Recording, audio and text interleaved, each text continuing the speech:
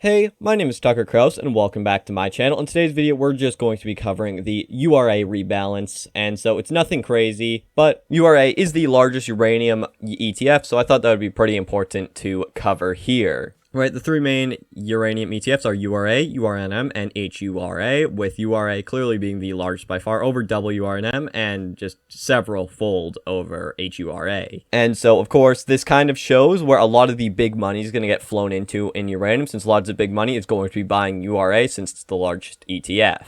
Since, of course, a lot of these companies are only over-the-counter and only on the Toronto Stock Exchange or on foreign exchanges and that sort of thing. Now, something to note here when we go over it is that they are only 70% in uranium miners with 30% to balance it out, and so most U miners were cut down in the weighting here to make room for SPUT because SPUT was added. That was kind of the big news here, so that a lot of big money might now start flowing into SPUT if it wasn't already. So credit to John Quakes at Quakes99.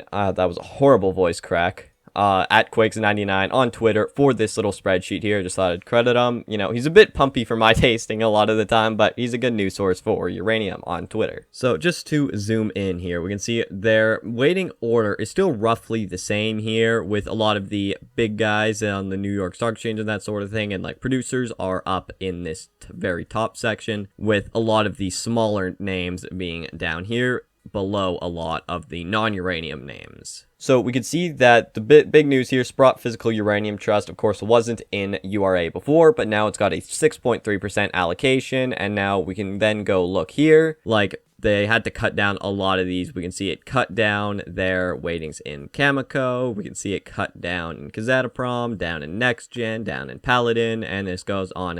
And so that's definitely disappointing in some ways, because not that SPUT is a bad thing, but because we then see a lot of these then got bumped up while a lot of the uranium got down. Like, I don't know if you saw Rio Tinto and BHP got cut up here, yet their uranium production was basically non-existent. So it's like, I'm not a big fan of that, in all honesty. That's why I think URNM's better, but this is the biggest. That's why it's important to cover. We can see a lot of these got bumped up, with, again, a lot of the smaller caps then still getting bumped down. We can see Global Atomic, Boss Energy, Fission Uranium, etc., etc. So I just thought I'd cover that. So in general, for big money, if you're a holder of SPUT, this is definitely good news, because now more big money can flow into it from URA being the biggest uranium ETF. Now, if you're in any other uranium company, not great news, because now there's less big money flowing into it, because, well, they think it's better to have Rio Tinto, who doesn't even produce uranium, in a uranium ETF. Now, I get why they do it, but I'll stop ragging on URA. This kind of just to show, so big money should start coming into SPUT, and maybe a little bit less into other companies, since while the ETF was growing, it was still balanced the way it was. Now there's some money going into SPUT. I've repeated myself 15 times over, so I'm going to end the video. Thanks for watching, and I'll see you next time.